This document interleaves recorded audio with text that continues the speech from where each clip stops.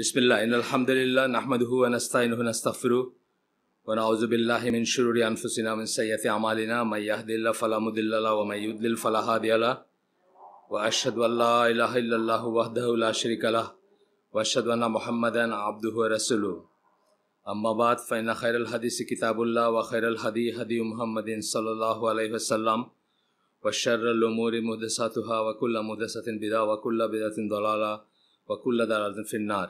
আসসালামু আলাইকুম রহমতুল্লাহি ওবারাকাতুহু। আমরা পড়তেছিলাম খারিজিদের বৈশিষ্ট্য। এটা আমি আগে বলছি যে আমাদের শুরুর দিকে আইসিডি যখন প্রথম রেজিস্টার করা হয় তার পর আপনার 2008 বা 9-এ হয়তো আমরা এটা পড়ছিলাম।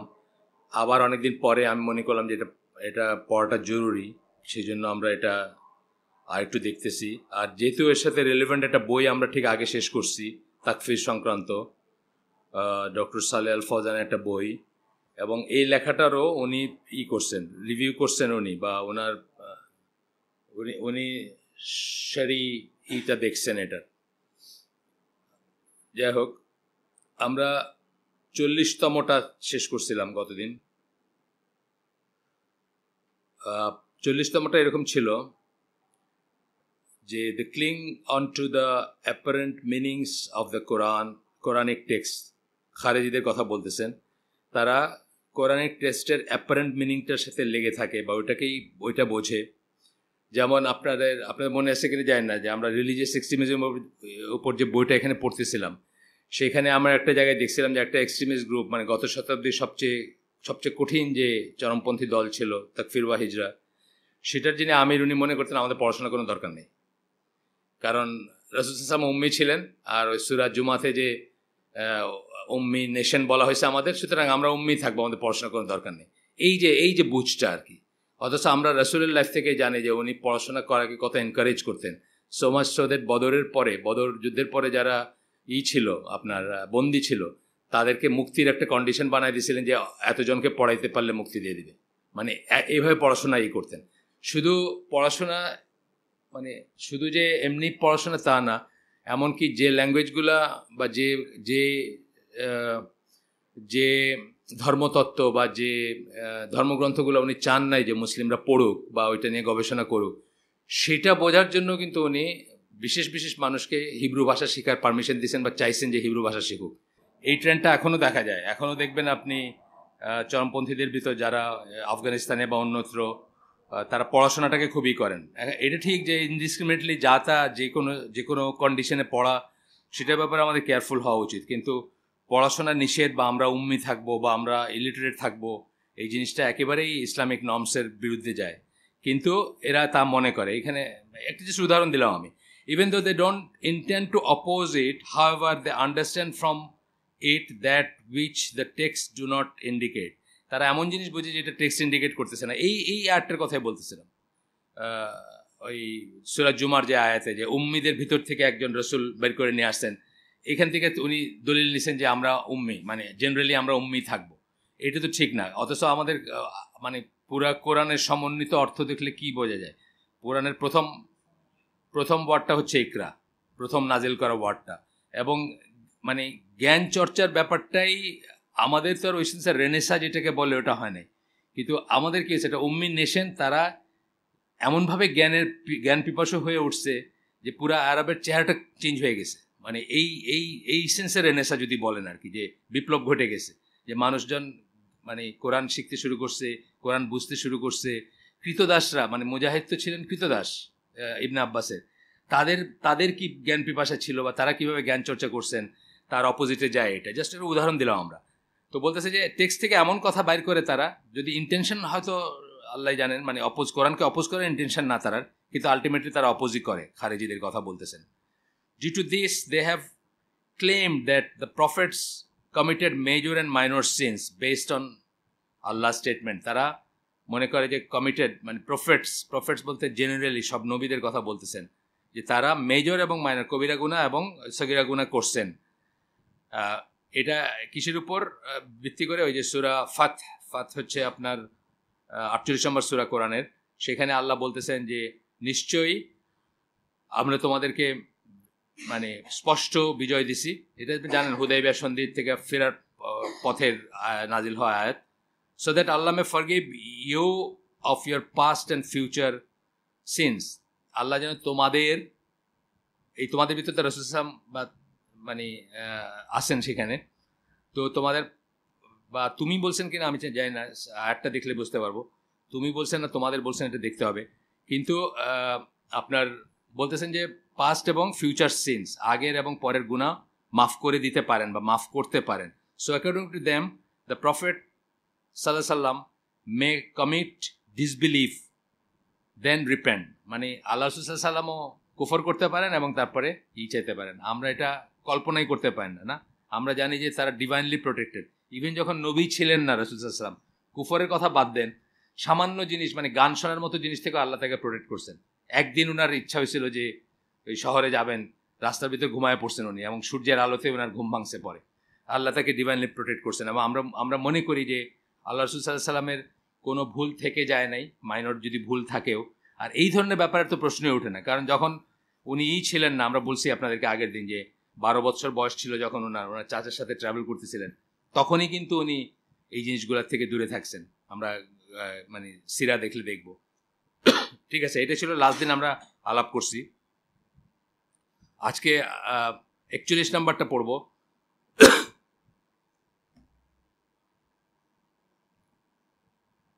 তারা সুন্নাহকে রিজেক্ট করে যদি কোনো একটা বিষয়ে, যদি এই সম্বন্ধে এক্সপ্লিসিট টেক্সট না থাকে কোরআনে, অর্থাৎ কোরআন দ্বারা সাপোর্টেড না হলে সে সুন্নাহকে তারা করে না, তারা রিজেক্ট করে। আচ্ছা, এখানে ইবনে তাইমিয়ার একটা দিতেছেন, বলেন যে they do not take anything from the sunnah except for that which can be interpreted in its general sense, not including the text that contradict what is apparently stated in the Quran. অনেক সময় আমাদের মনে হবে যে কোরআনে যা বলা হয়েছে সেটাকে কন্ট্রাডিক্ট করা হচ্ছে, অ্যাপারেন্টলি কন্ট্রাডিক্ট করতেছে। যেমন ধরেন আল্লাহ বলছেন যে রক্ত হারাম, রাসূল সাল্লাল্লাহু আলাইহি ওয়াসাল্লাম কি বলছেন যে 2 ধরনের রক্ত, অর্থাৎ জমাট বাঁধা রক্ত যেটা ট্র্যাপড হয়ে থাকে মাংসের ভিতরে বা অর্গানের ভিতরে, পশু যখন আমরা জবাই করি সেগুলোকে আল্লাহ রাসূল সাল্লাল্লাহু আলাইহি ওয়াসাল্লাম হালাল বলছেন। তাইলে শুনলে কি মনে হবে, মানে আমরা যদি রাসূল সাল্লাল্লাহু আলাইহি ওয়াসাল্লামকে একটা অথরিটি মনে না করি, তাহলে মনে হবে যে ওইখানে যা বলা হয় সেটা কন্ট্রাডিক্ট করতেছে এখানে।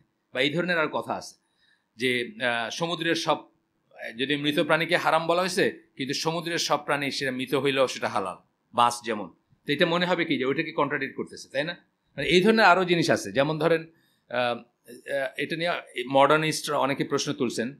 একজনের কথা আমি আপনাদেরকে বলছি আগে, উনি প্রশ্ন তুলছেন। উনি হচ্ছেন ডক্টর মুরাদ উইলফ্রেড হফম্যান।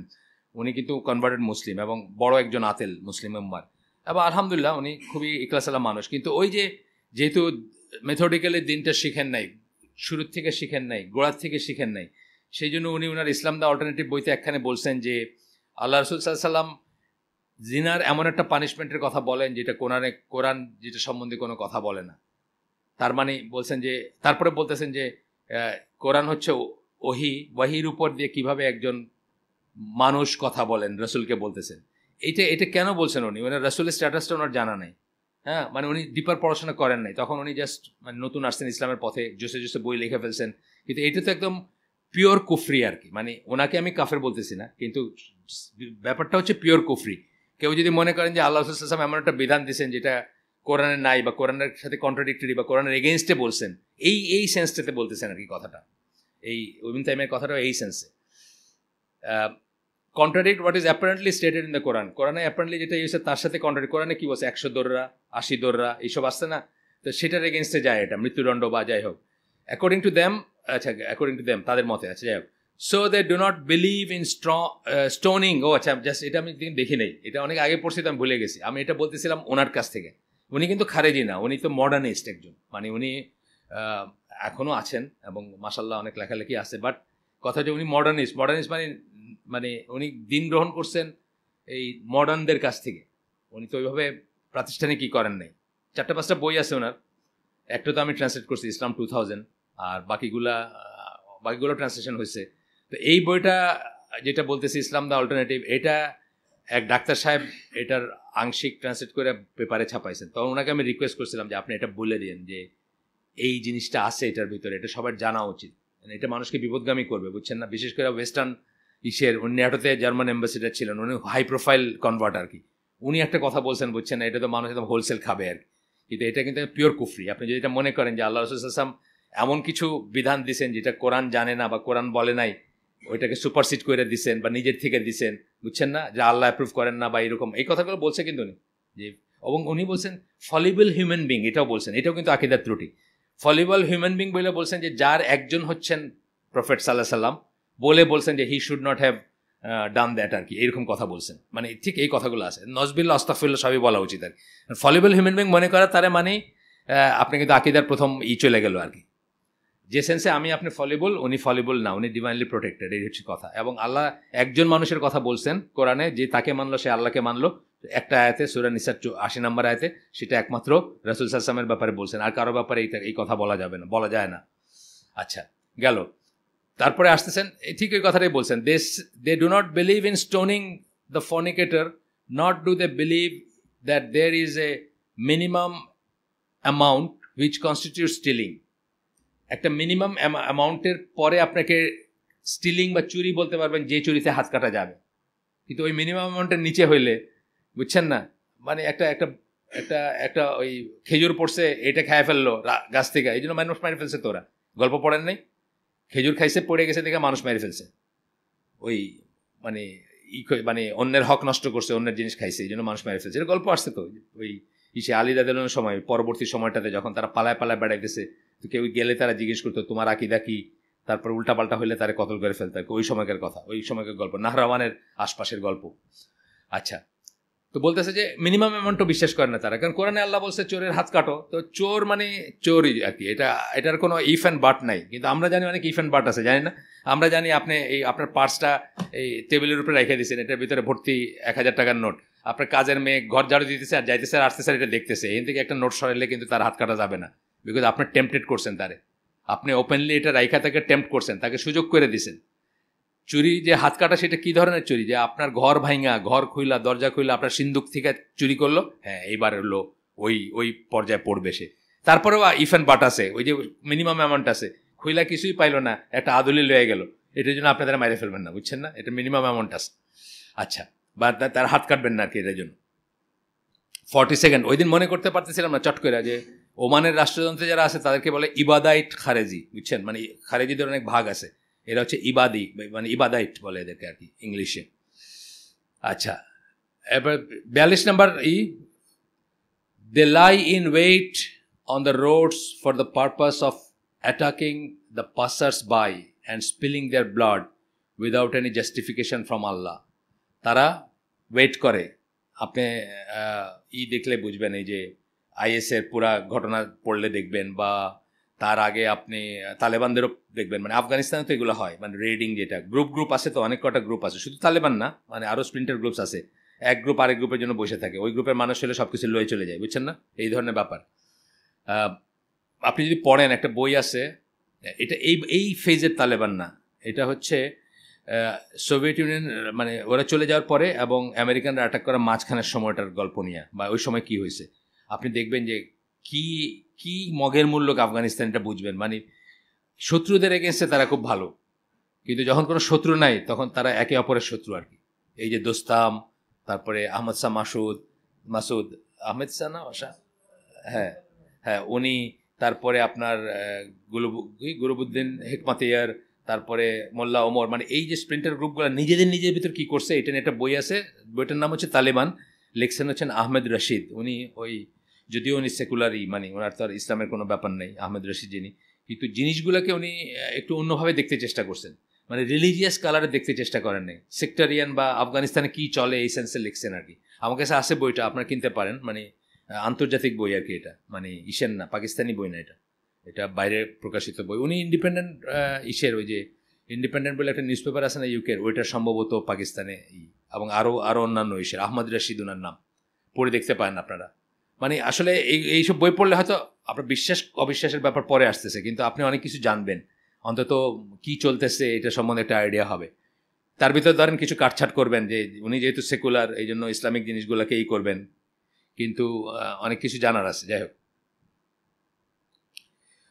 এরপরে বলতেছেন যে তারা ওয়েট করে থাকে, যে অ্যাটাক করবে যারা রাস্তা দিয়ে যাচ্ছে তাদেরকে, কোনো জাস্টিফিকেশন ছাড়া তাদের রক্তই করবে। যেটা বললাম যে আলী রাদিয়াল্লাহু পরে জিজ্ঞেস করছে, মানে মানুষ মহিলাকে মারছে, মহিলার পেটের সন্তানকেও মারছে, গল্প আসছে কিন্তু ওই সময়কার খারেজিদের, বিকজ তারা ওদের সাথে মিলে না তার আকীদা। আচ্ছা, 43 নম্বর হচ্ছে not one of the companions of আল্লাহস Messenger সাল্লাল্লাহু সাল্লাম could be found amongst them. এটা খুব ইম্পর্ট্যান্ট একটা কথা, কিন্তু একজন সাহাবিও কিন্তু এদের দলে জয়েন করেন নাই, পাওয়া যায় না। যদিও সাহাবিদের জীবদ্দশায় এদের হয়েছিল, উদ্ভব হয়েছিল বা এরা সারফেস করছিল, একজন সাহাবিও তাদের দলে জয়েন করেন নাই। ধর আমরা হয়তো মুআবিয়ার পক্ষে সাহাবি পাবো, বা মুআবিয়া রাদিয়াল্লাহু আনহুর পক্ষে পাবো, আলী রাদিয়াল্লাহু আনহুর পক্ষে পাবো, আয়েশা রাদিয়াল্লাহু আনহার সাথে আলী রাদিয়াল্লাহু আনহু যুদ্ধের সময় 2 ভাগ দেখবো, কিন্তু খারেজিদের ব্যাপারে একজন সাহাবিও পাবেন না। এখানে দলিল সহকারে দিচ্ছেন আর কি। মুস্তাদরাক আল হাকিম, হাকিমের মুস্তাদরাক কিন্তু একটা গ্রন্থ, হাদিস গ্রন্থ, সেখানে করছেন আর কি। মুস্তাদের থেকে অনেক সময় আপনার আসে, শুনেন নামটা, অনেক সময় কিন্তু আসে, দলিল আসে। আচ্ছা, 44 44 নম্বর চরিত্র আমরা খারেজিদের সম্বন্ধে পড়তেছি। এই বইটার নাম হচ্ছে, এটা একটা ই বুক, এই বইটার নাম হচ্ছে the characteristics of the extremist Khawarij. এটা লিখছেন হচ্ছে আবু আব্দুর রহমান আদিল বিন আলী আল ফুরায়দান, আর এটা করছেন ডক্টর সালাল ফজান, রিভিউ করছেন, এবং মোহাম্মদ বিন আব্দুর রহমান আল খুমাইস। আচ্ছা, 44 নম্বরটা হচ্ছে there are many amongst them that differ with one another. তাদের ভিতর অনেক গ্রুপ আছে এটা যারা একে অপরের সাথেই করে। This is why they have divided into so many sects. আমরা ইসের কথাই বলতেছি, আফগানিস্তানের কথা যেটা বললাম, অথবা আল কায়দা অ্যান্ড আইএসের কথা যেটা বললাম, মানে এরকম স্প্লিন্টার গ্রুপস আছে, অনেক অনেক নিজেদের ভিতর আবার আছে। বা আবদুল্লাহ আজমকে কে মারছে, এটা কিন্তু একটা রহস্যজনক ব্যাপার। মোস্ট অফ দ্য পিপল সে, মানে যারা এইসব নিয়ে লেখালেখি করে তারা বলে যে ওসামা বিন লাদেনই তাকে মেরে ফেলছেন, লিডারশিপ ক্রাইসিস বা লিডারশিপের এই তফাতের জন্য। আল্লাহু আলাম, আমি জানি না, আমি বলতেছি যে মানে অনেক মতবিভেদ থাকে, কনসোলিডেট করা খুব ডিফিকাল্ট।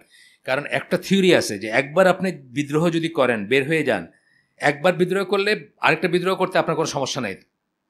বিদ্রোহের প্রথম স্টেপটাই কিন্তু আপনি দেখেন এই যে 7ই নভেম্বরের আশেপাশে যে ব্যাপারগুলো হয়েছে আমাদের দেশে, ওই যে ওই সময় 15 আগস্ট থেকে না 7ই নভেম্বর, কত অগণিত কাউন্টার হয়েছে, এগুলো আপনি পড়লে দেখবেন যে আরে এরকম হয়েছে, এরকম হয়েছে, আপনি তো জানেন না। একজন জেনারেলের নীরব সাক্ষী পড়ে দেখতে পারেন, মইনুল হোসেন চৌধুরী, মেজর জেনারেল মইনুল হোসেন চৌধুরীর লেখা বই, আপনি দেখবেন কতই হয়েছে।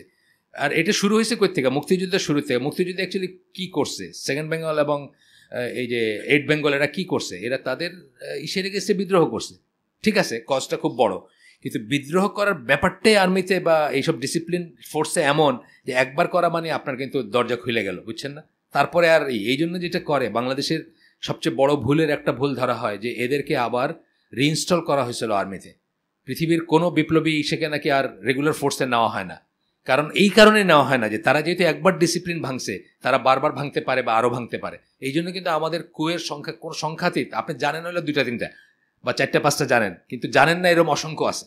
তার কারণ হচ্ছে ওই জিনিসটা চলে আসে ভিতরে, যে কেয়ার না করার ব্যাপার, বুঝছেন তো? মানে একই ব্যাপার বাপের সাথে ছেলের যখন হয়, বা আরও যে কোনো হায়ারার্কিতে আমি বলতেছি, যে একবার যখন কেউ এগেনস্টে দাঁড়ায় যায় তখন আর কিন্তু তাকে করা যায় না। এই যে কয়েকদিন আগে কি এক টেলিভিশন নিয়ে চলতেছিল না, একটা চিকামারা 21 টেলিভিশন নিয়ে, আপনার ওই অ্যাডমিনিস্ট্রেশনটা ভেঙে পড়ছে, মানুষজন রাস্তায় নেমে আসছে, আয়শা এখন নাম্বার 1-এর এগেনস্টে চিকা মারতে শুরু করছে, করতে শুরু করছে, কি বলে, পিকেটিং করতে শুরু করছে। বাস এই কিন্তু ডিসিপ্লিনটা ভেঙে গেল, যে কোনো জায়গার কথাই বলি, যে কোনো জায়গায়।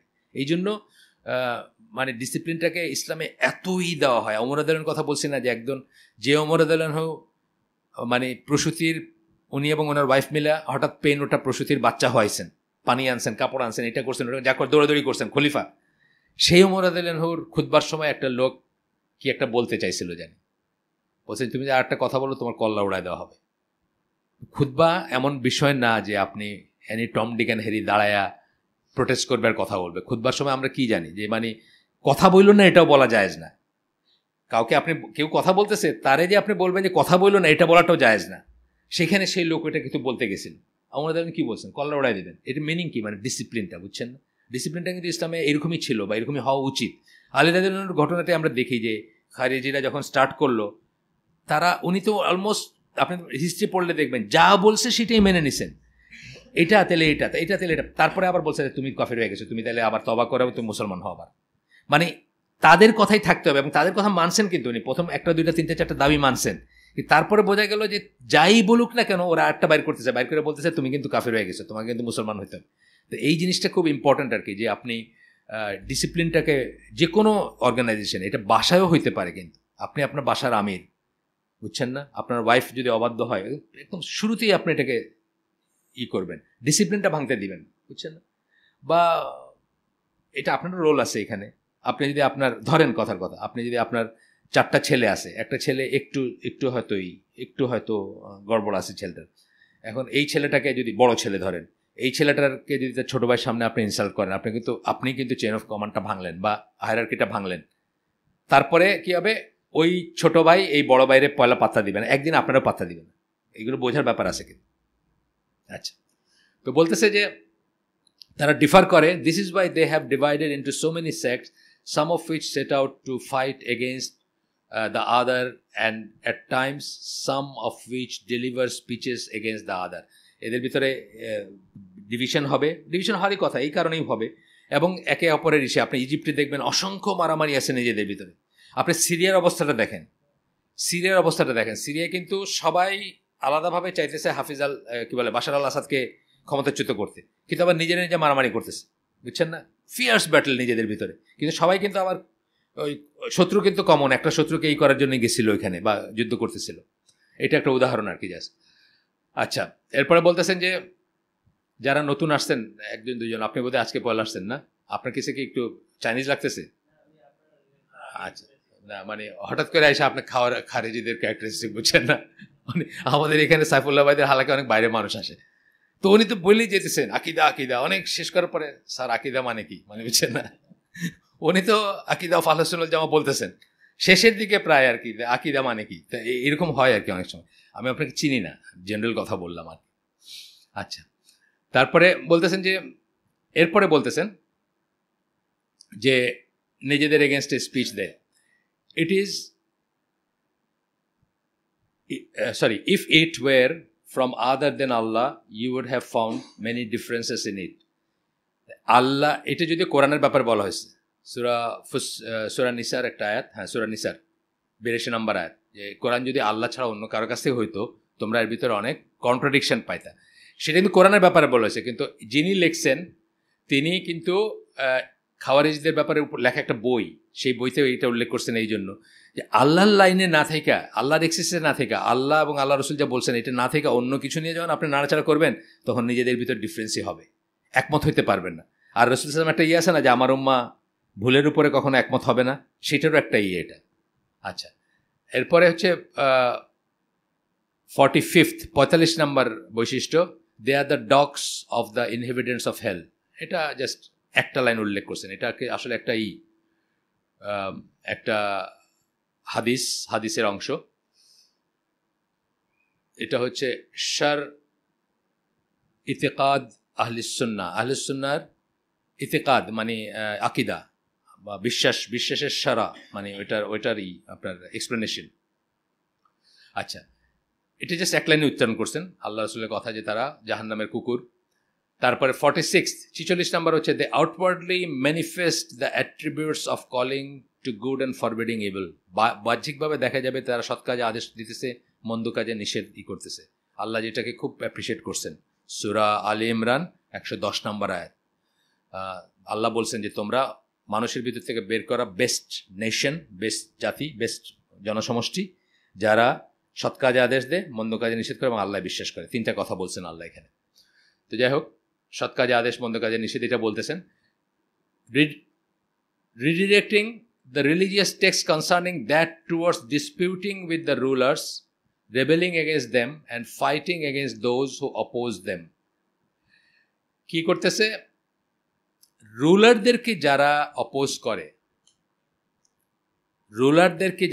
করে তাদেরকে ফাইট করতে বলা হয়েছে। কিন্তু আমাদেরকে কি বলা হয়েছে, যে একজন আমির থাকবে, 2 নম্বর যে এই করবে তারে শেষ করে দিতে বলা হয়েছে, তাকে মোকাবেলা করতে এবং তার এগেন্সে যুদ্ধ করতে বলা হয়েছে। পড়ছেন না এটা? 2 নম্বর যে ক্লেম করবে, একজন আমির থাকা অবস্থায় একটা যে ক্লেম করবে, এইটাকে তারা রিডিরেক্ট করে হলো ওই একজনের এগেনস্টেই এটা ইউজ করে আর কি, বুঝছেন না? হ্যাঁ হ্যাঁ হ্যাঁ, ওইটার এগেনস্টে ইউজ করে, একজনের এগেনস্টে ইউজ করে। তো যেটা বলতেছেন যে religious text concerning that towards disputing with the rulers, rebelling against them, এইটা নিয়ে আপনি যত রিলিজিয়াস টেক্সট পাবেন সবখানে দেখবেন যে রুলারের সাথে ডিসপিউট করতে না করা হয়েছে। এগুলো তো আমরা পড়ি না দেখে যাই না। বাংলাদেশ তো মাশাআল্লাহ একদম উর্বর ক্ষেত্র। বাংলাদেশে তো 81টা ইসলামী দল আছে, এটা তো একদম উর্বর ক্ষেত্র, খারেজি প্রডিউস করার একদম উর্বর ক্ষেত্র। খালি বইলা দেন যে এই লোক হলো বাতিল বা এই লোক একটা কি, বাস আর কোনো চিন্তার কোনো ব্যাপারই নেই। কিন্তু আমি পড়াশোনা, এই যে ওই দিন সাইফুল্লাহ ভাইকে জিজ্ঞেস করছিল, এই সাইফুল্লাহ না বলতেছি আবু বকর জাকারিয়া ভাইকে, উনি বলছেন হ্যাঁ আমরা মেনে নেই। মেনে নেওয়া মানেই যে আমরা তারা সঠিক মনে করতেছি তা না, আমরা মেনে নেই কারণ আল্লাহ রসুল আমাদেরকে মেনে নিতে বলছেন। আল্লাহ রসুল আমাদেরকে মেনে নিতে বলছেন। উদাহরণ দিচ্ছেন কি উনি, আমরা এরশাদকেও মেনে নিছি। এই উদাহরণটা কেন দিচ্ছেন? আর অ্যাপারেন্টলি এরশাদ নামাজ পড়তো। ওই যে হাদিসটা আসছে যে যতক্ষণ সে নামাজ পড়ে, একটা আসছে যতক্ষণ সে এস্টাবলিশ করে নামাজ, আরেকটা বলছে যতক্ষণ সে নামাজ পড়ে।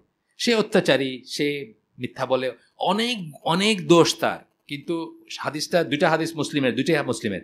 একটাতে বলছেন যে যতক্ষণ সে নামাজ কায়েম করে, সেকেন্ডটাতে বলছেন যতক্ষণ সে নামাজ পড়ে। তারে যদি অ্যাপারেন্টলি বাইরের থেকে নামাজ পড়তে দেখেন আপনি, তাইলে আপনি মেনে নিতে হবে তাকে। এখন সে যদি অযোগ্য হয় তাহলে কি করবেন? আগেই বলছি, পিপল হু টাই অ্যান্ড আনটাই, ইমাম নওয়াবির কথা এটা। মানুষ যারা খোলে এবং বাঁধে, অর্থাৎ যারা গোত্রপতি এবং যারা মুস্তাহিদ আলেম, তারা বসে ঠিক করবে যে এই লোককে দেওয়ার চলতেছে না, আমরা নতুন কাউকে আনবো, এবং তাদের দায়িত্ব এটা। আপনার আমার মতো টম ডিক হ্যারির রাস্তায় দাঁড়ায় স্লোগান দেওয়া দায়িত্ব না আর কি, এটা তাদের দায়িত্ব। এবং এটা আমি একটা প্র্যাকটিক্যাল উদাহরণ আপনাদের দিচ্ছি যে আব্দুল আজিজ ইবিন সৌদ, তার মৃত্যুর পরে তার প্রথম যে ছেলে সৌদি আরবের কিং হয়েছিল, সৌদ বিন আব্দুল আজিজ, তাকে কিন্তু মজলিসের শুরা ডিপোজ করে ফয়সলকে আনছে। বিকজ উনি মদ খাইতেন, উনি ঘুমায় থাকতেন, রাষ্ট্রকার্য পরিচালনার জন্য উনি ছিলেন না, যোগ্য ছিলেন না। আচ্ছা, তার মানে এটা না যে পরের জন একেবারে ফেরেস্তা ছিলেন, তাও না, আমি সেটাও বলতেছি না, কিন্তু আমি বলছি এটা প্রসিজিওর আছে। এগুলো দেখবেন যত টেক্সট পাবেন এইসব নিয়ে রুলারকে ব্যাপারে, সব টেক্সটে দেখবেন মেইনলি কি করা হয়েছে, যে আপনি তাদের সাথে ঝগড়া করবেন না, আপনি তাদের এগেনস্টে বিদ্রোহ করবেন না, এবং আপনি তাদের এগেনস্টে যুদ্ধ করবেন না বা তরবারি বের করবেন না, বরং কেউ যদি তাদের এগেনস্টে দাঁড়ায় তার এগেনস্টে যুদ্ধ করবেন। যেটা আমরা বললাম যে সেকেন্ড কেউ যদি আমিরের ক্লেম করে তাকে হত্যা করবেন, একজন আমির থাকবে। এবং এত নিকৃষ্ট বলছেন যে স্লেভ বলছেন আল্লাহ রসুল। স্লেভ হইলে, যেগুলোকে মানুষ মনে করে, আমি নিকৃষ্ট মনে করি না, আল্লাহ যখন আমার উপরে কাউকে বসান বা নিশ্চয়ই আমি ডিজার্ভ করি, এই জন্য বসান, আমি সেটা ডিজার্ভ করি। এটা হলো ইসলামের আকিদার কিন্তু একটা মেন জিনিস, যে আপনার উপর যে শাসককে আল্লাহ বসাইছেন, শাসক দিয়ে মানুষ না, মানুষ দিয়ে শাসক, এটা কিন্তু একটা আকিদার পয়েন্ট আমাদের, তাই না? শাসক দিয়ে মানুষ না, মানুষ দিয়ে শাসক, কিন্তু আমাদের উপযুক্ত শাসক বসাইছেন। যাই হোক, সেখানে যেটা আসছে যে কিসমিসের মতো মাথা আবিসিনিয়ান বলতে কালো এবং স্লেভ যদি হয়, তাকেও আপনি করবেন, মানে তাকেও মানবেন, এটা বলা হয়েছে। তাহলে দেখা যাচ্ছে যে নর্ম হচ্ছে তাকে মানবেন, অ্যাবনর্মাল হচ্ছে তার এগেনস্টে দাঁড়াবেন, এবং সেটাও আপনি দাঁড়াবেন না, ওই সমস্ত লোকরা ডিসাইড করবে কার এগেনস্টে কখন দাঁড়াবে, তারা বললে তখন।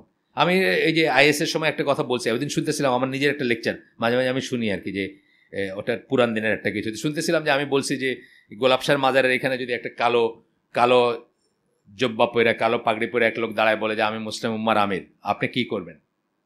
আপনার কিছু করার নেই। সে যদি মুসলিম উম্মার আমির হয়, তাহলে এই উম্মার মঞ্জুরুল্লাহি, এই উম্মার সাইফুল্লাহ, এই উম্মার আবু বকর জাকারিয়াকে আগে তার কাছে বায়াত নেবে, আর তারা বায়াত নিলে আমরা বলবো হ্যাঁ ইনি খলিফা। এরকম তো কোনো প্রমাণ নাই যে এই উম্মার আলেমরা বায়াত নিছেন, সুতরাং আমাদের এটা নিয়ে চিন্তার কোনো দরকার নেই কে ক্লেম করলো কি বা কি না। আপনারা দেখতেছেন যে আইএসএস সেই ক্লেম কোথায় গিয়ে দাঁড়াইছে এখন, বুঝছেন না? কোথায় গিয়ে দাঁড়াইছে, বিকজ মানে এইটাই তো আপনার কাছে হওয়ার কথা। মানে ঠিক একইভাবে এই বাংলাদেশে একটা গ্রুপ ছিল জামাতুল মুসলিমিন, তাদের একটা আমির ছিল জর্ডানিয়ান কোরাইশ, তারা তাকে খলিফা মানত, দুনিয়ার খলিফা আর কি। এই লোক এখন ইংল্যান্ডে জেলে আছে। তো খলিফা তো কখনো বন্দী হবে না, খলিফা কখনো জেলে থাকবে না, এগুলো তাদের বিশ্বাস ছিল যে তাকে কোনো, কিন্তু সে এখন জেলে আছে। মানে আমি বলতেছি যে ইমাম মেহেদী ক্লেম করে না মানুষ, একই রকম ব্যাপার আর কি। ইমাম মেহেদী ক্লেম করে, আমি এই মঞ্জুরুল্লাহকে নিয়ে বসছিলাম এক বাসায়, মঞ্জুরুল্লাহকে নিয়ে গেছিলাম টু মিট ওয়ান ইমাম মেহেদী আর কি। সেই ইমাম মেহেদী, ওনার নাম মেজর জাহাঙ্গীর, রিটায়ার্ড, উনি জাতিসংঘে কাজ করতেন। উনি 6 মাস সিরিয়াতে ওই সিরিয়ার গ্র্যান্ড মস্কের ওইখানে ওয়েট করছেন যে ঈসা আলাইহিস সালাম নাইমে আসবে, আর উনি ওভারস্টে করছেন, পরে ওনার ডিপোর্ট করে দিয়েছে সিরিয়ান গভর্নমেন্ট, মানে ভিসা ছিল না আর কি। তো ওনার মেয়েকে উনি প্রিপেয়ার করে রাখছেন যে ঈসা আলাহিসাল্লামের সাথে বিয়ে দিবেন আর কি, এটাও মানে মোটামুটি ঠিক আর কি। মেয়েও মনে মনে ভাবে যে সে ঈসা আলাহিসাল্লামকে বিয়ে করবে আর কি। তো এই লোকের সাথে আমরা বসছিলাম আর। তো বসার পরে মঞ্জুর ভাই তো অনেকভাবে বলছেন, মানে এইটাই প্রমাণ যে আপনি ইমাম মেহেদী না, এইটাই প্রমাণ। তারপর বলছেন যে আপনার বয়স কত, যে 40 সামথিং। বলে আর 1 বছরের ভিতরে আপনি নিজেই বুঝবেন যে আপনি ইমাম মেহেদী না আর কি। মানে কি একটা এজ আছে না, 40 সামথিং একটা এজ আছে, এইজের একটা কি জানি আছে, আমি ভুলে গেছি এটা। তো যাই হোক, মানে যে এইজটা তাকে বললেন যে এই আপনার এই অল্প দিনের ভিতরে আপনি নিজেই বুঝবেন যে আপনার ইমাম মেহেদী না। তো ওই লোক ওইখানে তো হা করছে। তারপরে বাসায় গিয়ে আবার বেগ সাহেবকে ফোন দিছে যে স্যার আপনার আন্ডারে আমি চাকরি করছি, আমি আপনাকে জাহান্নাম থেকে বাঁচাইতে চাইছিলাম, আপনি বুঝলেন না। বুঝছেন তো, মানে আপনি না বুঝা আপনি আবার আলেম নিয়ে আসছেন আমার এই বোঝানোর জন্য আর। এটা এখন থেকে ধরেন হয়তো 8 বছর 9 বছর আগের কথা, 2000 আরও বেশি 2006-টয় দিকে, 6-7 এরকম দিকে। যাই হোক, তো এখন তারপরেরটা আমরা পড়ি গেল, মানে কিন্তু তারা কি করে, ঠিক ওই টেক্সটগুলাকে রুলারের এগেনস্টে ব্যবহার করে। এবং আপনার যেহেতু জ্ঞান নেই, আমার যেহেতু জ্ঞান নেই, বাংলাদেশ বললাম না উর্বর ক্ষেত্র, 81টা দল আছে, 81টা রাজনৈতিক দল আছে। আপনার যে গত দিনের আকরামুজ্জামানের শুনে থাকেন, খুব ভালো ছিল কিন্তু এটা শুনেন, খুব ভালো ছিল। এই যে শুনছেন না, খুবই সুন্দর ছিল গতদিন এটা। ইউনিটি কিভাবে হবে, ইউনিটি হবে দলবিহীন থাকা অবস্থায় ইউনিটি হবে। যখন অসংখ্য দল বের হবে তখন শুদ্ধ গ্রুপ যেটা, সঠিক গ্রুপ থাকবে, দলবিহীন গ্রুপ যেটা সেটা, যে কোনো দলে জয়েন করবে না। এটার দলিলটা উনি বলছেন আর। বকর আবু জায়েদের বই আমি জানতাম না, বইটা ওনার লেখা, যিনি এটিকেট অফ সিকিং নলেজ যার লেখা, ওনার লেখা বই, খুব সুন্দর বই। এবং উনি এখান থেকে পড়তেছিলেন। এই লেকচারটা ইউনিক একটা লেকচার। আমি ভাবতেছি ওনাকে সাবজেক্ট ওয়াইজ, এটা কিন্তু আমি সাবজেক্ট ওয়াইজ বলছিলাম যে এটা সাবজেক্ট ওয়াইজ করবেন, খুবই সুন্দর করে উনি কনসেন্ট্রেট করছেন আর কি। এবং ওই বই উনি বলতেছিলেন যে ওই বইটা একজন মাদানী আলেম তার কাছে বিক্রি করে দিয়েছেন, because he is not interested, মানে ইন্টারেস্ট লাগে নাই তার, বিক্রি করে দিয়েছেন তার কাছে, ওনার কাছে বিক্রি করে দিয়েছেন। এবং ওইটা মানে এত অদ্ভুত একটা বই আর কি, খুব সুন্দর বইটা বলতেছিলেন। শুনেন এটা, কেউ যদি না মিস করে থাকেন, আমাদের অলরেডি দিচ্ছেন না গ্রুপে, শুনেন, খুব সুন্দর, খুব সুন্দর লেকচার। যে এই দলাদলের দিনে দলবিহীন থাকলেন আপনি সঠিক পথের উপর আছেন, এটা হচ্ছে আহলে সুন্নাহ ওয়াল জামার পদ্ধতি আর কি। আচ্ছা, এরপরে গেল এটা 47 নম্বর বৈশিষ্ট্য খারেজিদের, they speak using the speech and words of the people of knowledge. যারা জ্ঞানী তাদের স্পিচ এবং ওয়ার্ডকে তারা ব্যবহার করে, পিপল অফ নলেজ, কিন্তু তারা আপনার মানে কাজটা সেই অনুযায়ী করে না। আমার সাথে আমাদের পরিচিত একজন ওই দিন কথা বলতেছিলেন, আবদুল্লাহ আল আজম নিয়া, যার কথা, যিনি কিন্তু অত্যন্ত বড় প্রেরণা আল কায়দা লাইন অফ অ্যাকশনের জন্য মানুষের কাছে অত্যন্ত বড় প্রেরণা। আমি ঠিক মনে করতে পারতেছিলাম না যে ইটা কোথায় হয়েছে। মানে আমি জানি যে স্কলারদের সাথে ওনার একটা বড় ধরনের দ্বিমত হয়েছে, এবং সেই দ্বিমতের পরে উনি আহলে সুন্নাহ জামার মেথোডোলজি থেকে সরে গেছেন। কিন্তু আমি মনে করতে পারতেছিলাম যে এক্স্যাক্টলি কার সাথে হয়েছে। পরে আমি বাসায় গিয়ে ঘেঁটে দেখলাম যে শেখ আলবানির সাথে ওনার একটা বড় ধরনের সমস্যা হয়েছে। শেখ আলবানি যখন সৈয়দ কুতুবের ইগুলা করছেন, সৈয়দ কুতুব সম্বন্ধে কতগুলো জিনিস বের করছেন, যে ওয়াদাদুল ওয়াজিতে বিশ্বাস করতেন এবং ওনার মেথোডোলজিকে কোথায় ভুল ছিল, এই হালাকাগুলোতে আবদুল্লাহ আল আজম বসতেন। এরপরে সৈয়দ কুতুবের ফলোয়ার যারা, ইখওয়ানি যারা, তারা হোলসেল বয়কট করে শেখ আলবানিকে। উনি কিন্তু তাকে তাকফির করেন না, উনি বলছেন যে আমি তো এই কথা বলি নাই, আমি তাকে তাকফির করি না, আমি কিছুই বলি না, আমি শুধু তার যেটা মেথোডোলজি আর কি, যে একজন মুসলিম যতক্ষণ আপনি মুসলিম মনে করছেন তার গুণগুলোর জন্য তাকে ভালোবাসবেন, দোষগুণের জন্য তাকে এড়াই চলবেন, আমি শুধু সেগুলো বলছি যে কোনগুলো অ্যাভয়েডেবল। এই সময় ইখওয়ানিরা ওকে বয়কট করে তাকে, এবং আবদুল্লাহ আল আজমও সেই বয়কটের দলে যান এবং আলবানির এগেনস্টে স্ল্যান্ডার করেন, মানে তাকে তার সম্মান করে লেখালেখি করেন অনেক। করার পরে আবার তার সাথে দেখা হয়, দেখা হওয়ার পরে উনি বলেন যে ঠিক আছে, আমি ভুল করছি বা আমি এগুলোকে করবো, কিন্তু উনি সেটা করেন নাই শেষ পর্যন্ত। এইখান থেকেই আলবানির ছাত্র যারা, বা যারা আহলে সুন্নাহ জামার পদ্ধতিতে করেন, যাদেরকে আমরা মানে এখন জানি যে যারা কোনো দলে যান না বা করেন না, যারা সালাফি মানহাজ যদি আপনি বলেন, কথাটা আমি ইউজ করতে চাই না কারণ এটার আরেকটা মিনিং হয়ে যায়। তো সালাফি মানহাজের উপর যারা, এই কথাটা যত কম ইউজ করতে পারি, কারণ বাংলাদেশে এটা আবার একটা রোগ হয়ে গেছে আর কি, তাই না? যে কোনো কিছুতে সালাফি বইলা নিজেরে জাহির কইরা, নিজেরে কইরা, বা একটা মাদ্রাসার নাম পাঠাগারের নাম, যা যেখানে ইউজ করা উচিত, অথচ হয়তো মানে 1% বা 2% না, সেটা যাই হোক, এই জন্য আমি ইউজ করতে চাইনি কথাটা। কিন্তু যাই হোক, এইখানে একটা বড় ক্লিভেজ ছিল এসের সাথে আর কি, এবং এইখান থেকে নিয়ে একটা দূরত্ব সৃষ্টি, এবং দূরত্বটা শেষ পর্যন্ত ছিল। আচ্ছা, তারপরে হচ্ছে এই এই এই ওনার এই প্রসঙ্গে মনে হলো যে উনি যখন এই তার অ্যাক্টিভিজমটা শুরু করেন, আবদুল্লাহ আজম, উনি কিন্তু বড় বড় স্কলারদের সাথে উঠা বসা করতেন, সব বড় স্কলারদের সাথে, মানে শুধু আলবানি না, আব্দুল আজিজ বিন বাজের সাথেও তারই হয়েছে, বা দেখবেন পড়লে। কিন্তু আলটিমেটলি সেই কথাগুলো ইউজ করছেন, কিন্তু সেখান থেকে সরে গেছেন।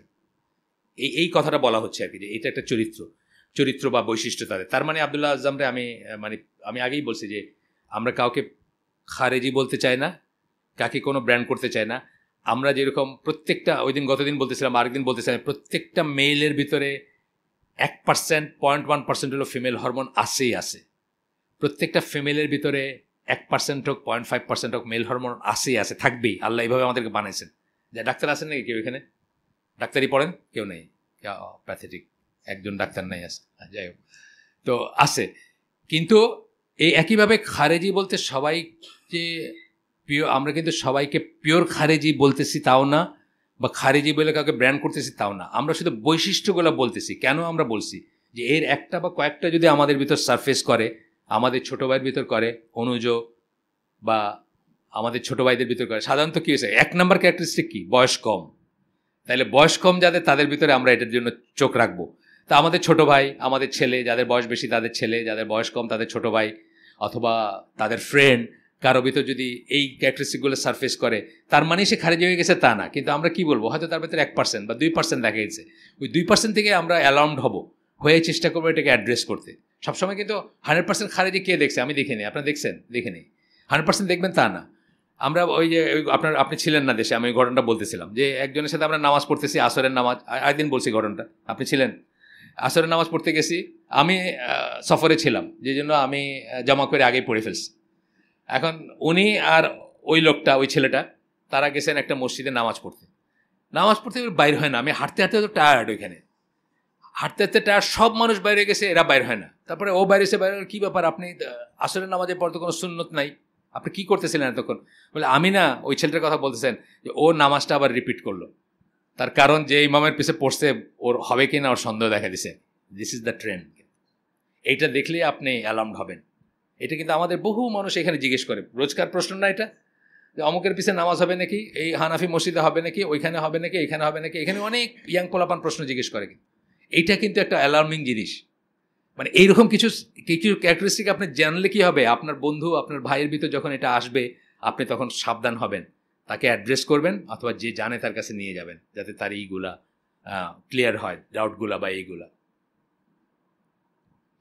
এবং কত শ্যালো নলেজ এটা। আমি ঢাকায় একটা গ্রুপ ছিল, এখন আর নাই তারা, তাদের একজন আতেল ছিল, সেও এই গ্রুপে নাই, অন্য গ্রুপে গিয়ে জয়েন করছে। সে একদিন আমাদের আরেক দিনী ভাইকে একটা লিফলেট দিছে, ওইখানে বলা আছে যে সূরা আলে ইমরান 102 নম্বর আয়াত, যে হে বিশ্বাসীগণ, আল্লাহকে এমনভাবে ভয় করে যেমন ভয় করা উচিত, এবং মুসলিম না হয়ে মৃত্যুবরণ করো না। সে ওইটার উপর লিখে ফেলছে।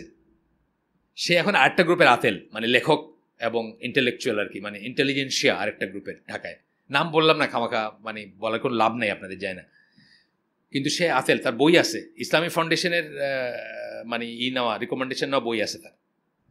সে লিখতেছে যে ইয়া আইয়ুহাল্লাযিনা আমানু বলে আল্লাহ তাহলে কাকে বলতেছেন মুসলিম না হয়ে মৃত্যুবরণ করা, মানে তার বুঝে যেটা আসছে ওইটা, সে কোনো তফসির পড়ে নাই, তার বুঝে এটা আসছে যে বিশ্বাসীদেরকে আল্লাহ বলতেছেন মুসলিম না হয়ে মৃত্যুবরণ করো না। তাহলে আমরা তো মুসলিমই, আমাদেরকে বলতেছেন না, এটা নিশ্চয়ই ইহুদি খ্রিস্টানদেরকে বলতেছেন।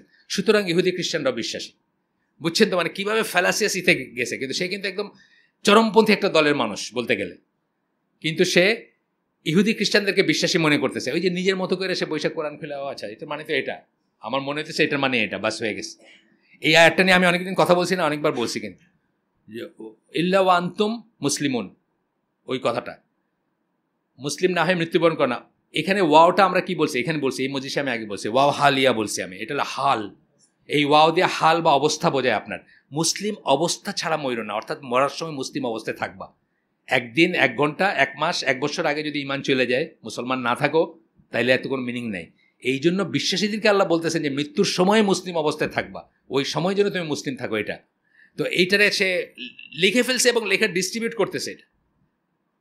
তারপরে আমি তার মানে দেখাইছি, আমি বললাম যে এটা কি করছেন আপনি, বুঝছেন এটা মানে এই আকিদাটা কুফরি আকিদা না? সে কিন্তু প্রচণ্ড কুফর শিরক নিয়ে একদম মানে মারা যাইতেছে, কিন্তু এই আকিদাইতেই হচ্ছে কুফরি আকিদা। ইহুদি খ্রিস্টানকে মানে বিশ্বাসী মনে করা, তারাও ঠিক আছে মনে করাটা হচ্ছে সেকেন্ড পয়েন্ট, না থার্ড পয়েন্ট আমাদেরই ইমান বিনষ্টকারী বিষয়তে। আমরা প্রথম পয়েন্ট হলো বড় শিরক, সেকেন্ড পয়েন্ট হলো আপনার এবং আল্লাহর মাঝখানে কাউকে মধ্যস্থতাকারী মনে করা, থার্ড পয়েন্ট হচ্ছে কাফেরদেরকে কাফের মনে না করা। বুঝছেন না? আল্লাহ রসুল বলতেছেন, আল্লাহ বলতেছেন এরা কাফের, আপনি বলতেছেন যে তারা বিশ্বাসী। এইখান থেকে দলিল নিতেছেন আপনি, কোরআনের থেকে দলিল নিতেছেন, কিন্তু আপনি নিয়ে এটা মানে ইউজ করতেছেন কিভাবে আপনি দেখেন। মানে এইটাই বলতেছি যে তারা মানে তারা স্পিচ এবং ওয়ার্ড ইউজ করতেছে, কোরআনের স্পিচ কোরআনের ওয়ার্ড ইউজ করতেছে, কিন্তু অঠিকভাবে ইউজ করতেছে। মানে ওই আকরামুজ্জামান ভাই বলেন এটা, আর আলী দাদেন বলছিলেন যে আয়াত কোরআনের, কিন্তু ইউজটা হচ্ছে মানে খারাপ নিয়তে আর কি। কোরআনের আয়াত সত্য কিন্তু ইউজ। আর আকরাম ভাই বলেন যে হাদিস এবং কোরআন ঠিক আছে, কিন্তু তফসির হলো জাল। উনি প্রায় বলেন হাদিস ঠিক আছে, কোরআন ঠিক আছে, কিন্তু তফসির, হাদিসেরও তফসির জাল, কোরআনেরও তফসির জাল। হাদিসের তফসির জাল, কোরআনেরও তফসির জাল। হাদিসে বলা হয়েছে বা কোরআনে বলা হয়েছে যে রাসূলের উপরে সালাওয়াতই করেন, আপনি ইয়া নবী সালাম আলাইকার দলিল নিয়ে নিয়েছেন এখান থেকে। বুঝছেন না? দলিল তো কোরআনের দলিল, আল্লাহ বলছেন না ইসের রাসূলের উপর সালাওয়াত পাঠাইতে, আমি সালাওয়াত পাঠাইতেছি ইয়া নবী সালাম আলাইকা বলতেছি আর। আচ্ছা, মুহাম্মদ বিন আল হুসাইন রাহিমাহুল্লাহ said,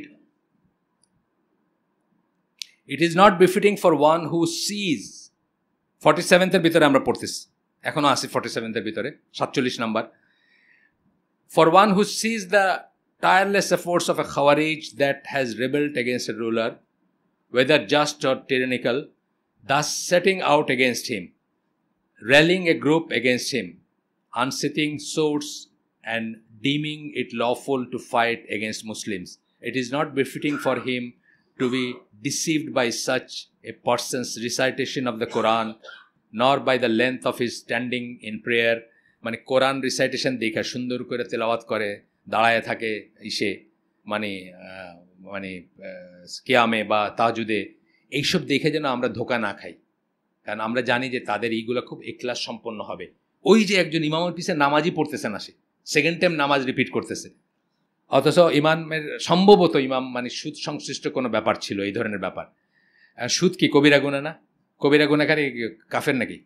কাফের না। যতক্ষণ মুসলিম বলা যাবে ততক্ষণ আপনার নামাজ হবে, যতক্ষণ মুসলিম বলতে পারবেন। কারো পিছনে নামাজ হয় না এটা বলতে গেলে তাকে অমুসলিম বলতে হবে, এবং সেই অমুসলিম বলার আপনি অথরিটি না, প্রথম কথা। হ্যাঁ, আপনি ওখানে নামাজ না পড়ে আরেকখানে পড়তে পারেন, সেটা অন্য জিনিস। আপনার যদি মনে শান্তি না পান বা এই না পান, এমনকি রিসাইটেশনের জন্য বলছেন যে আপনি অন্য মসজিদে যেতে পারেন, মসজিদ এ এটা মসজিদ বি, তারাবি পড়তে যাবেন, এর রিসাইটেশন ভালো না বির রিসাইটেশন ভালো, ইউ ক্যান চুজ, প্রোভাইডেড আপনি জাস্ট মসজিদটাতে কোনো সব করলেন না যে এই মসজিদে পড়লে বেশি সব। এটা মাত্র 3টা জায়গার বেলায় প্রযোজ্য, এছাড়া আর কোনো মসজিদ বা কোনো স্থান বা কোনো কালকে আলাদা করে এই ব্র্যান্ড করা যাবে না, যে যেগুলোর দলিল নাই সেগুলোকে। কালও করা যাবে না। এই দেখতেছেন না সবে মেরাজ উপলক্ষে যে কাল, তো এটা মেরাজটা কাল না। স্পেস এবং টাইম কোনোটাই আরোপ করা যাবে না যেটার কোনো দলিল নেই সেটার উপরে।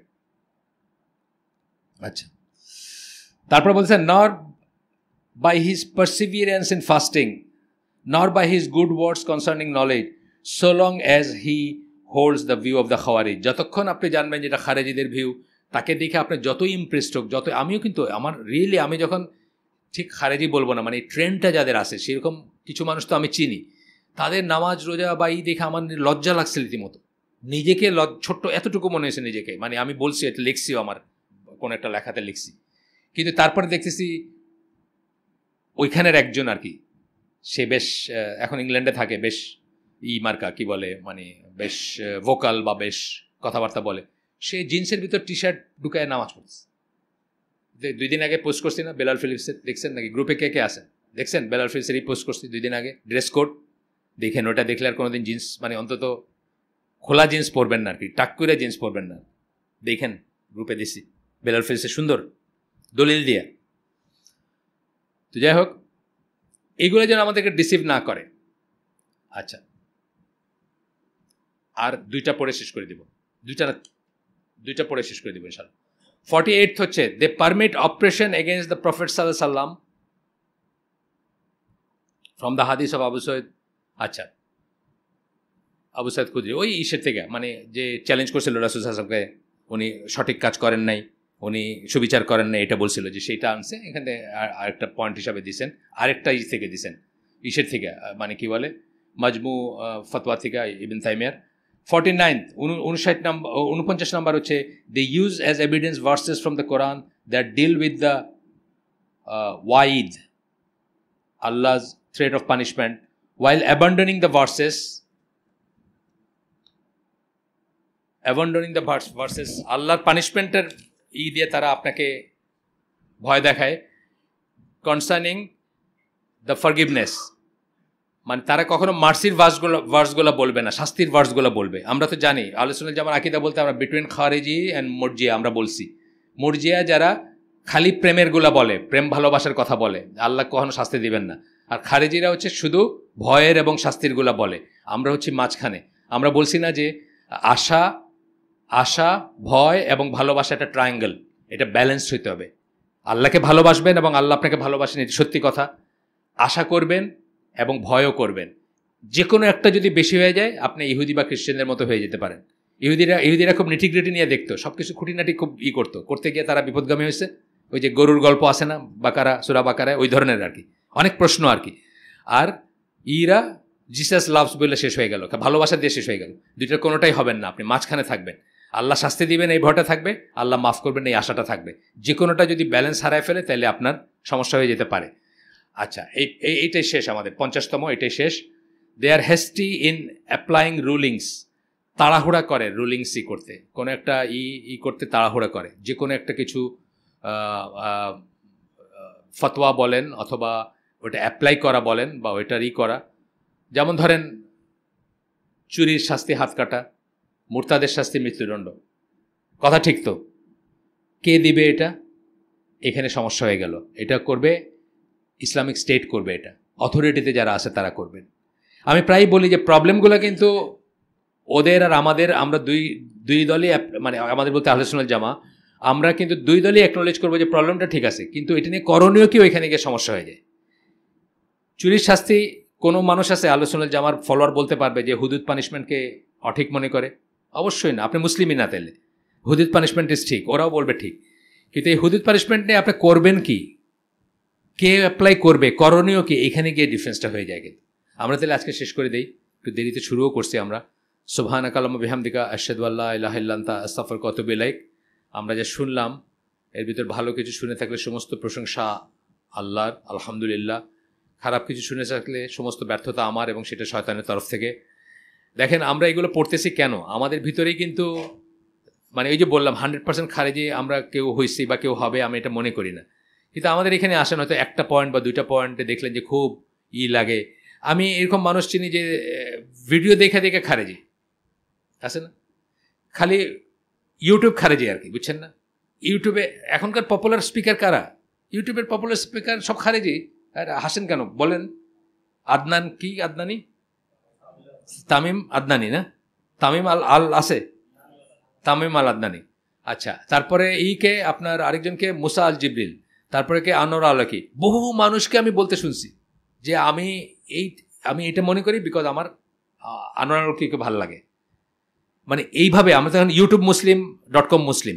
সুতরাং আমাদের ব্যাপারে আরও বিশেষ করে ইয়াং জেনারেশনের ব্যাপারে যিনি যে কোনো জিনিসে যার ভুল এবং শুদ্ধকে আলাদা করার আল্লাহ তৌফিক দিয়েছেন, তার জন্য কিন্তু কোনো কিছু সম্ভব না, মানে কোনো কিছু মাফ করবেন, কোনো কিছু অসঙ্গত না, উনি যে কোনো কিছু করতে পারে। 2 দিন আগে আমার একজন মেল, এই দেখেন টেন্ডেন্সিটা আমি বলতেছি আর কি। কয়েকদিন আগে একজন দিয়েছিলেন যে রাসূল সাল্লাল্লাহু আলাইহি ওয়াসাল্লাম অ্যাকচুয়ালি পেট্রায় জন্ম হয়েছিল, ওনার পেট্রায়, মক্কা মদিনায় না আর কি। কেন? এক লোক রিসার্চ করে কি একটা বাইর করছে।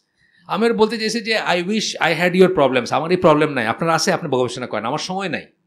আপনি তো ইন্টারনেট muslim.com মুসলিম বা ইউটিউব মুসলিম, আপনি যারা বলছে তাদের সাথে গিয়ে করেন। বা আপনি 2 দিন আগে একজন বলতেছেন যে বার্মিংহাম ইউনিভার্সিটিতে ওরা কোন একটা কোরআন পাইছে, সেটা হলো এত থেকে এত একটা রেঞ্জ দিছে এই সময়ের ভিতরে। সো 5% এরর পারমিসিবল, মানে 5% অ্যাকুরেসি আর কি, মানে অ্যাকুরেসির এরর হইতে পারে, তা নাহলে এটা ঠিক আছে। তো তাতে দেখা যায় যে প্রথম ডেটটা ধরলে এটা যে রসুলের জন্মের আগে চলে যায়। তো আমি ওনারা বলতে চাইছি যে I don't have your problems, please আমারে মাফ করে দেন। কারণ আমার কাছে হিস্টোরিক্যাল মেথোডোলজি হিসাবে হাদিসের চেয়ে ভালো কোনো হিস্টোরিক্যাল মেথোডোলজি এই পৃথিবীর বুকে কোনোদিন ছিল না, যেখানে আপনি এখন থেকে 1300 বছর আগের একটা লোক কেমনে খাইতো এটা বলতে পারবেন, দাঁড়ায় খাইতো না বৈশাখ খাইতো এটা জানবেন আপনি ইলমুল রিজাল পড়লে।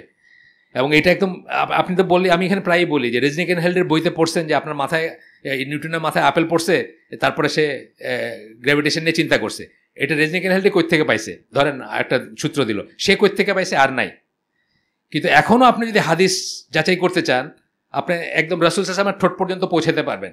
এবং তাও না শুধু, ওর ভিতরে একটা লোক কেমনে খাইতো, দাঁড়ায় পানি খাইতো দেখে তার কাছ থেকে হাদিস নিয়ে এটাও জানতে পারবেন ইলমুল রিজালে, তাই না? এর চেয়ে ভালো হিস্টোরিক্যাল মেথোডোলজি হইতে পারে কিছু? সেখানে আপনি কোথাকার কোন লোক বাইর করছে 5% এরর। আমি বলে আমি ওনার কিছু বলি না, আমি আনসারই দিই নি। আমার সাথে দেখা হবে, আমি বলবো ভাই আপনার প্রবলেমটা আমার জীবনের সময় নাই, জীবন শেষ হয়ে আসছে, এই জীবনটা একটু সুখে শান্তিতে কাটাইতে দেন, আপনার প্রবলেম নিয়ে আপনি থাকেন। রেঞ্জের ভিতরে শেষের দিকের রেঞ্জটা বলছেন 638 এটা, বুঝছেন তো? উপরের দিকে একটা সামথিং, শেষের দিকে একটা 638 এরকম বলছে, মানে এই পিরিয়ডের ভিতরে আর কি তারা মনে করতেছেন। আমি বললাম যে ওইটারে ধরে 5% ধরেন না কেন, তাহলে তো হয়ে যায়, কোরআন তো কম্পেল হয়েছে ওই বয়সে, তাই না? আপনি শুরুরটা ধরে 5% কেন ধরতেছেন? আপনি শেষেরটা ধরে 5% এরর ধরেন, তাহলে 5 14 70 বছর আউট হতে পারে। 70 বছর আউট হলে তো কোরআন কম্পাইল হয়েছে তখন। ইভেন রাসূল সাল্লাল্লাহু আলাইহি ওয়াসাল্লামের লাইফকেও যদি ধরে নেয়া 70 বছর ধরেন, তাইলে কি কোরআন কম্পাইল হয়েছে না তখন? ওসমান রাদিয়াল্লাহু সময় হয়েছে না? কাছাকাছি, তার আগেই তো মানে ধরেন হয়েছে। তো আমার কথা হলো যে আমার এই সময় নাই জীবনে, এবং আপনি ইন্টারনেটে সার্ফ করবেন, রাত জায়গা দেখবেন, এই ওয়েবসাইট থেকে ওই ওয়েবসাইটে যাবেন, আপনার সমস্যা বা আবার ওইগুলো আমার কাছে নিয়ে যাবেন, আমারও সলভ করে দিতে হবে। মাফ চাইতেছে, আমার এত সময় দেন নাই আল্লাহ দুনিয়া। মানে এই লোক বয়স্ক বলতে হি ইজ অ্যাবাউট 45-50, যার কথা বলতেছি, উনি আমার আর কি ওই দলিল টলিল পাঠাইতে শুরু করছে, উইকিপিডিয়ার দলিল, এটার দলিল, ওইটার দলিল। I don't have this problem, আপনার প্রবলেম আপনি রাখেন। এই হ্যাগারিজম বলে এক বই লেখছে এক লোক, সে এরকম উল্টাপাল্টা কথাবার্তা লিখছে, কোথায় পয়সা পাইছে, সেই পয়সা থেকে কোন দলিল পাইছে, কোন মাটির পটের উপর কি লেখা পাইছে, এগুলো আপনার সমস্যা। আমি তো অলমোস্ট দেখি, আমি তো মদিনায় যাই যখন, আমি অলমোস্ট দেখি যে রাসূল সাল্লাল্লাহু আলাইহি ওয়াসাল্লাম এখানে হাঁটছেন, আবু যর গিফারির মসজিদটা এখনো আছে, বুঝছেন না? দেখছেন না আবু যর গিফারি মসজিদ? আমার সাথে কারা গেছিলেন হজে, যাই হোক, সারি আবু যর একটা আছে ওইখানে মসজিদ নবীর পাশে, বাঙালি পল্লী টল্লিও আছে এখানে, ওইখানে ছিলাম আমরা। আপনি এখনো মানে বদর দেখে আসলাম ওই দিন, আপনি অলমোস্ট দেখতে পাইতেছেন যে এখানে কি হয়েছে। আর বর্ণনা তো আছে, হাদিস সহি হাদিস আছে। এখানে আপনি বলতেছেন ওনার জন্ম ছিল পেট্রাতে, জর্ডানে আর কি, বুঝছেন তো? মানে 1000 মাইলস হবে বা আরো বেশি হবে। আল্লাহ আমাদেরকে মাফ করুন, আমরা যেন মানে এইগুলার ফিতনাতেই কিন্তু শেষ। এবং এইখানে আমার সূরা নিসার ওই 115 নম্বর আয়াতটা মনে হয় যে স্পষ্ট এই আসার পরে, দিক নির্দেশনা আসার পরে, মুসলমানদের ওয়ে থেকে যারা অন্য কোনো ওয়েতে ঘুরতে চেষ্টা করলো, খুঁজতে চেষ্টা করলো, আল্লাহ তাদেরকে ওই পথে ঘোরাবেন এবং তাদেরকে জাহান্নামে এন্ড আপ করাবেন আর কি। আমি নিজের ব্যাপারে এটা ভয় পাই, আপনাদের বলছি আগেও, সূরা নিসার 115 নম্বর আয়াত। আমরা শেষ করে দিই। আসসালামু আলাইকুম ওয়া রাহমাতুল্লাহি ওয়া বারাকাতুহু।